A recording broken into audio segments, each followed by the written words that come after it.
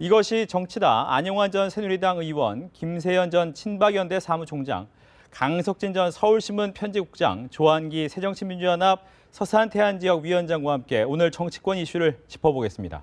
안녕하십니까? 안녕하십니까? 네, 어서 오십시오. 이제 야당 이야기로 넘어가 보겠습니다. 야당 같은 경우에는 아무래도 이제 안철수 의원의 신당으로 과연 가속화돼서 분당이 좀 빨라질 것이냐라는 부분이 있고, 또 얼마 전에 오늘 나온 리얼미터의 조사 결과에 또 안철수 신당에 대한 지지도가 좀 올라갔기 때문에 이것이 또 어떻게 영향을 미칠 것이냐라는 부분도 같이 좀 이야기를 해보도록 하겠습니다. 이 부분은 아무래도 새정치민주연합 쪽으로 먼저 이야기를 들을 수밖에 없을 것 같습니다. 어떻습니까? 분위기는 지금? 많은 분들이 우려 섞인 시선으로 바라보고 있는 것이 사실입니다.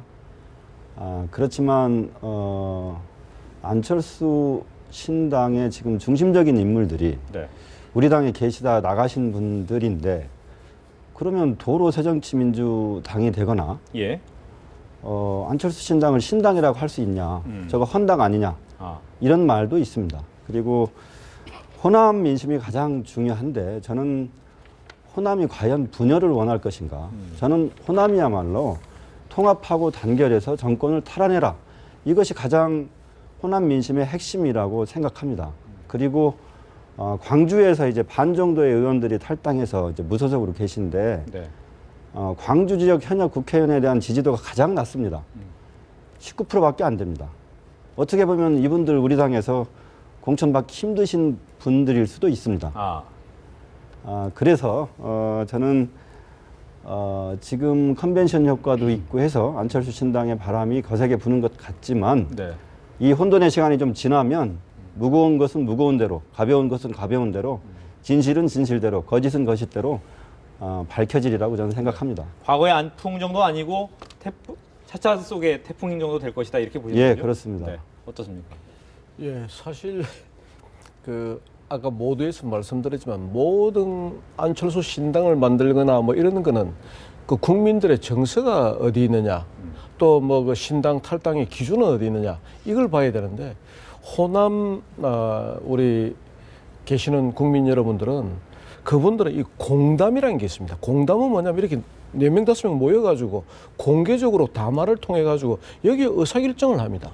그래서 그분들은 뭐 90%가 누굴 지지한다, 어떻게 한다 이러지만, 그분들은 그 공담 문화가 있기 때문에 어떤 의사결정을 딱 해냅니다. 그렇다고 한다면 지금 호남 민심의 공담은 뭐냐? 공담의 결과는 뭐냐면, 이 친노 패권으로 있는 새정치민주연합, 문재인으로는 대통령 당선을 못 시킨다. 이게 호남 민심입니다. 그러면 그분들의 기준은 뭐냐면, 국회의원은 새정치민주연합 국회의원이 하나, 안철수 신당의 국회의원이 하나. 그 사람이 그 사람입니다. 어차피 내 지역에 있는 사람이니까 그 사람에게 뭐 정치적인 걸 말할 수 있고 부탁할 수 있고 다 해결할 수 있단 말이에요. 그러나 중요한 것은 국회의원은 문제가 없지만 대통령 선거에 있어서 누가 이길 것이냐. 그건 다른 겁니다. 그래서 그 다르다는 이야기 기준은 뭐냐면, 호남 민심은 다음 대통령이 누가 될 것이냐, 누가 경쟁력이 있느냐, 이 호남 플러스 다른 지역까지 흡수해서 대통령 당선이라는 그걸 만들어낼 수 있냐, 이게 기준입니다. 그래서 이제 안철수 신당이 만들어졌을 때 안철수에게 지금 조금 올라가고 있지 않습니까? 이 올라간다는 것은 이 안철수에 대한 기대감이 있다는 거고, 안철수를 통해서 대통령 당선, 국회의원은 누가 해도 좋다. 그러나 대통령 당선에 대한 기대감을 표출하고 있다, 이래 보고 있습니다. 강 국장님. 저는 뭐 호남 출신은 아닙니다만은 그 호남 쪽 분들하고 이렇게 이야기를 하다 보면은 저 밑에까지 깊이 균열이 가 있는 인상을 받을 때가 많습니다. 과거에는 그 덩어리는 한 덩어리고 위에 지도부만 나뉘어져 가지고 싸우다가 뭐 또 합쳐졌다 이렇게 됐었는데, 지금은 그 균열이 저 밑에 지지자층까지도 깊이 내려간 거 아닌가, 그렇게 생각이 되고요. 지금 그런 면에서 아까 이제 공담 말씀도 주셨는데, 그 공담이 하나로 모여지고 있는 건지는 저도 잘 모르겠습니다. 그렇게까지 확실하게 이야기하기는 좀 어렵고요. 거기도 좀 나뉘어져 있는 것 같은데, 지금까지 표출되지 않던 말하자면 야당 내 좀 정리가 필요하다는 생각들이 지금 거세게 이제 표출이 되고, 이것이 앞으로 호남 출향민들, 서울 수도권 지역에 사시는 분들한테도 영향을 크게 미치지 않을까, 그렇게 생각이 됩니다. 그래서 이제 어느 뭐 저기 두 아들 뒀는데 비 오는 날 바람 부는 날 다 어머니는 마음이 아프다고 그러지만 야당 지지하는 입장에서는 지금 양쪽을 볼 때마다 다 마음이 아플 거고 굉장히 어려운 선택을 앞에다 두고 있는 고민을 하고 있으리라고 생각을 합니다. 그런데 지금 여기서 우리 조 위원장님 말씀하신 거에 덧붙여서 하나만 좀 말씀드리면 이혼을 해도 좀 멋있게 이혼을 했으면 좋겠습니다. 서로 삿대질을 하면서 헤어지는 부부가 안 되었으면 좋겠습니다. 알겠습니다. 글쎄 뭐 지금 제가 야당 지지자라고 하더라도 굉장히 화가 날 것 같습니다. 저는 뭐 호남 출신이어가지고 야당 지지자들 주위에 많이 있습니다. 얘기 들어보면 굉장히 짜증을 냅니다. 굉장히 정말 짜증을 냅니다. 아마 내년도에 현 상황대로라면 지지율에 따라서 투표장에 야당 지지자들이 많이 안 나타날 겁니다. 야당을 싫어서 좋아서 차원을 떠나서 현 정국 상황 굉장히 싫은 것이죠. 그런데 지금 기본적으로 현재 그 새정치연합은 친노 운동권 세력 이제 크게 따져서 그렇습니다. 그렇지 않은 분도 있지만 플러스 호남 정치 세력이 합쳐진 그 구조죠. 그런데 여기에 안철수라는 새로운 인물이 등장하면서 과연 이 인물이 여기에 쉽게 융합이 되느냐, 쉽게 융합을 못하고 튕겨 나와버린 겁니다. 네. 그래서 밖에 나온 안철수라는 신세력이 친노 운동권 세력과 호남 세력 사이를 이간질하면서 한 세력이 호남권을 끄집어내려고 하고 또 기존은 이걸 버텨내려고 한 그 싸움이 지금 치열하게 벌어지고 있는 겁니다. 그런데 지금 싸움이 결국은 저는 문재인 대표가 최근에 한 행동을 보면서 이건 이제 제1당 되기는 포기했다. 제1야당이 되기 위해서 모든 걸 걸고 있다는 느낌이 들었습니다. 그러니까 계속 마이웨이를 하지 않습니까? 계속 뭐 사실 많은 포용을 안고 가라는 버리고 자 나는 내 뜻과 같은 삶을 끌고 가겠다. 그렇지 않은 삶은 나가줬다. 라는 식의 행태를 최근 보여왔습니다. 이제 아주 최근에는 뭐 이제 뭐 선대위원장 지금 내놓겠다는 이야기를 하게 됐습니다. 근본에는 난 제1야당만 하면 된다. 제1야당만 하고 내 7, 80석만 얻어서 제1야당만 한다면은 과거에 DJ의 평민당이 YS의 통일민주당을 꺾고 제1야당이 됨으로써 전국 주도권을 장악하고 그 다음에는 사실 그 당시 YS가 그걸 못 견뎌서 3당 합당으로 튀어들어갔거든요. 그래서 제1야당이라는 것은 하면 다 된다라고 생각을 하는 듯한 느낌이 들어요. 그런데 지금 안철수 대표도 마찬가지 생각을 하고 있지 않나 싶습니다. 야당 지지자 입장에서 굉장히 화가 날 수밖에 없는 것이죠. 그래서 지금 말씀해 주신 것처럼 그런데 이게 뚜렷하게 또 이념적인 성향이 보이지도 않습니다. 자, 이 정당은 안철수 신당은 이러이러하기 때문에 문재인 대표 신당과 다르다. 혁신적 경쟁을 하고 있습니다. 그런데 혁신 경쟁은 말하는 건 똑같아요. 예. 안철수 의원이 말했던 혁신 내용을 문재인 대표의 당에서 지금 받아들였습니다. 그럼 안철수 의원이 말하는 새로운 내용은 뭔가 보이지가 않습니다. 그래서 그런 내용을 명확히 물론 이제 아직 초창기이기 때문에 이야기를 하지 않는다라고 안철수 당 신당 쪽 인사 이야기를 하더라고요. 그러나 네. 일반 국민들은 아직도 지금 궁금합니다. 뭐가 다르길래 왜?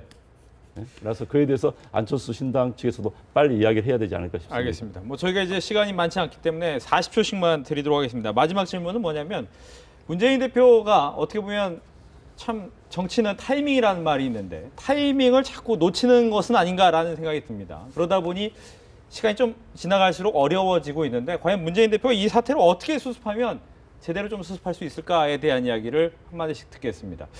야당은 제일 마지막에 듣도록 하겠습니다. 예. 네.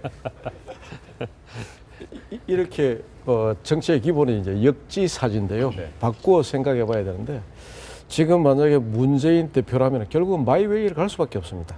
그리고 안철수 의원 같은 경우에도 신당을 만들 수밖에 없습니다. 그리고 결국은 이제 관전 포인트가 총선을 앞두고 야권 연대 또는 연합을 하느냐 또 안 하느냐, 요게 이제 관전 포인트고요. 또 새누리당 후보는 그 야권 연대 연합에 대해서 대비를 해야 된다는 말씀을 드리고요. 그러나 만약에 문재인 후보라고 하면은, 문재인 대표라고 한다면 마이웨이를 계속할 수밖에 없습니다.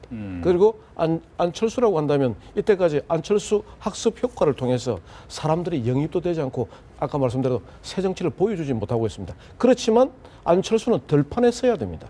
들판에 섰을 때 다음에 기회가 오는 거지 여기서 연대한다든지 이러면은 저는 뭐 기회가 없다 이렇게 보고 두 분 다 마이웨이를 가야 된다 이렇게 생각하고 있습니다. 알겠습니다. 예.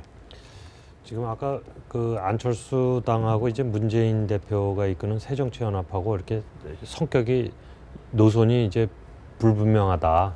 이렇게 말씀을 주셨는데 이미지로서는 좀 분화가 좀 된 것 같습니다. 한쪽은 좀 중도 합리적인 쪽으로 가고 있고 한쪽은 좀 더 진보적인 이미지를 주고 있지 않습니까? 근데 이제 이런 것들이 결국은 다 인물을 통해서 나타납니다.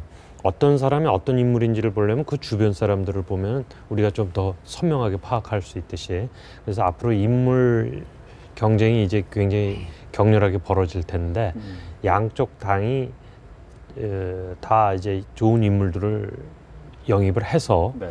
혁신과 개혁 그리고 바람직한 야당상에 대한 치열한 경쟁을 벌이는 게 해결책이라고 저는 생각을 합니다. 지금 당장 문재인 대표가 여기서 당내에서 이야기되는 쪼물쪼물한 어떤 수습책 갖고는 수습하기는 어려울 정도로 판은 이미 굉장히 어지러워져 있기 때문에 거기에 연연해 하지 말고 양쪽에서 본격적인 혁신, 본격적인 인물 영입을 통해서 국민들한테 정말 먹음직한 상들을 갖다 차려내 주는 것이 수습책이 아닌가 그렇게 생각을 합니다. 네. 네, 오늘 아침에 어느 진보 언론, 야당이 굉장히 과거에 우호적이었던 진보 언론이 이런 이야기를 쓴 걸 보고 재미있게 제가 읽었습니다. 정치 무능 문재인, 폼생폼사 김한길, 대권 욕심 안철수, 세 명의 전현직 대표가 야당을 깨고 있다. 저는 굉장히 정치 무능 문재인이라는 이야기에 대해서 굉장히 와 닿았습니다. 사실 정치를 너무 그러니까 초선 의원 이야기를 많이 초선 정치를 하고 있다는 이야기 많이 들었죠. 그런데 이제 어찌됐든 문재인 당 대표에게 한정돼 이야기한다면 정치란 건 정말 예측 불허입니다. 가끔 내려놓으면 더 큰 걸 얻을 수 있습니다. 내던지면 더 큰 기회가 올 수도 있습니다. 그래서 문재인 대표가 지금 과감히 정말 새정치연합 위해서 재충고하자면 과감히 어느 순간 내려놓으면 좀 시간 지나면 지금은 많은 걸 잃는 것처럼 보인다 하더라도 먼 훗날 더 큰 거 얻을 수 있다. 저는 그런 이야기를 해주고 싶습니다. 네, 조한규 위원장이 마지막 네. 얘기를 해주시죠. 문재인 대표가 내려놓길 야당에서도 바라지만 여당에서도 많이 바라는 걸 보면 네. 제일 무서운가 봅니다. 무서워서가 아니라 저는 정치 평론가로서의 진짜는 저는 충고입니다. 우리 당의 현재 상황이 어렵습니다. 맞습니다. 그런데 수족관에 메기가 한 마리 들어온 상황이다. 그런데 이 메기와 잘 대처해서 싸우면 새벽까지 아침까지 수족관의 물고기들이 파닥파닥 싱싱하게 살아 있습니다.